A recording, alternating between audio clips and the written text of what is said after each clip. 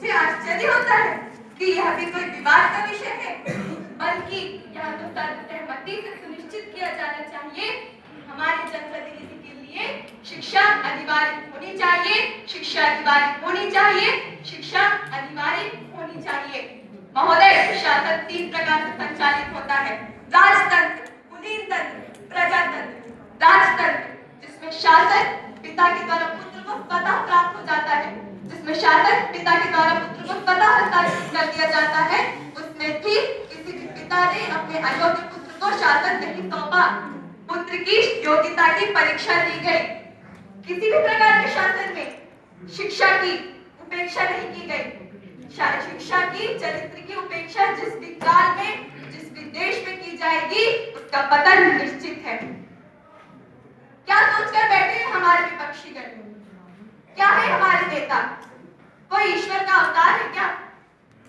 कोई सर्वगुण संपन्न मानव है जिन्हें शिक्षा की कोई आवश्यकता नहीं? कोई महामानव है क्या? नहीं महोदय, वो हम में से ही एक आम व्यक्ति है, और जब हमारे जैसे आम व्यक्तियों के लिए शिक्षा अनिवार्य हो सकती है, तो हमारे नेतागण, हमारे सम्मानीय नेतागण, हमारे जनप्रतिनिधियों के लिए भी शिक्षा अनिवार्य होनी चाहिए। शायद हमारे विपक्षीगणों के दिमाग में कुछ अपवाद रहे होंगे, जैसे कि अकबर ने अकबर होते हुए भी सुशासन किया, और सचिन तेंदुलकर जी आज क्रिकेट के भगवान माने जाते हैं, और 12 साल के बच्चे ने बीएससी की परीक्षा पास कर ली, और ठेके चलाने वाले ने कंपनी बना ली। ये सब क्या है महोदय? ये सब अपवाद है। अपवाद कभी आदर्श नहीं बनते, और अपवादों के माध्यम से दुनिया नहीं चला करती। हमारा जनप्रतिनिधि योग्य में योग्यता होना चाहिए, श्रेष्ठ में श्रेष्ठता होना चाहिए। बस तभी अंधे हो तो कम से कम काढ़ा अवश्य हो। और यदि ऐसा नहीं है महोदय, तो जिस उन्नति की कल्पना मैंने की है, जिस उन्नति की कल्पना आपने की है, और जिस उन्नति की कल्पना 132 करोड़ देशवासियों ने की है, वो उन्नति मात्र एक कल्पना बनकर रह जाएगी। उसे आप वास्तविक रूप में कभी चरितार्थ नहीं कर पाएंगे महोदय। शिक्षा, चरित्र और बल का सही उपयोग प्रत्येक व्यक्ति के लिए सर्वोपरि था, सर्वोपरि है और सर्वोपरि रहेगा। व्यक्ति की पूजा महोदय, व्यक्ति की पूजा स्थान विशेष पर तो की जा सकती है, परंतु उसके गुणों की पूजा सर्वत्र होती है। व्यक्ति की पूजा केवल और केवल स्थान विशेष पर होती है, परंतु उसके गुणों की पूजा सर्वत्र होती है।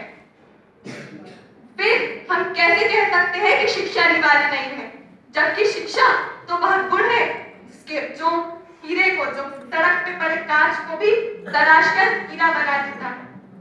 मानिए महोदय, कल्पना कीजिए, सोचिए, यदि सड़क पे कोई कांच का टुकड़ा पड़ा हो तो सभी उसे निकाल कर आगे बढ़ जाते हैं, परंतु एक जौहरी उसकी असली पहचान जानता है। कितने ही हमारे ग्रामीण हैं जिनमें बहुत सी योग्यता है, पर मात्र शिक्षित न होने के कारण वे आज कीड़े मकोड़ों जैसी जिंदगी जी रहे हैं। तो क्या शिक्षा अनिवार्य नहीं होनी चाहिए प्रत्येक व्यक्ति के लिए? शिक्षा अनिवार्य होनी चाहिए। सच्चाई से मुंह मोड़ना कायरता है, और सच्चाई से मुंह मोड़कर हम अपने जनप्रतिनिधि को अशिक्षित होना नहीं बर्दाश्त कर सकते। शिक्षा, ज्ञान, चरित्र, बल प्रत्येक व्यक्ति के लिए सर्वोपरि था, है और रहेगा, यह सर्व सत्य है। इसे मेरे विपक्षीगण किसी भी तर्क के माध्यम से सत्य नहीं साबित कर सकते।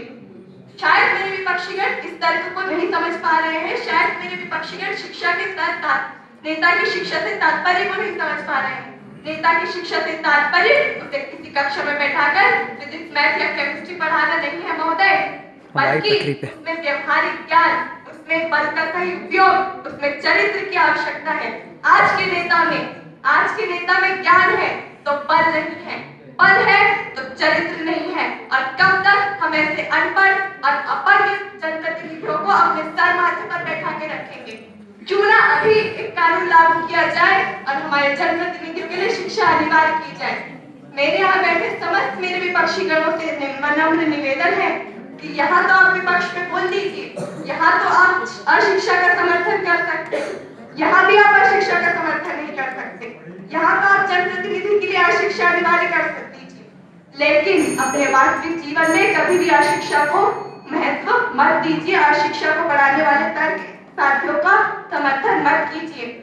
मुझे इस विषय पर बोलने के लिए केवल मात्र 5 मिनट मिले हैं, इसलिए मैं इसे यहीं विराम देती हूँ, वरना इस विषय पर तो हम दिन भर बैठकर बात कर सकते हैं महोदय। जय हिंद, जय भारत।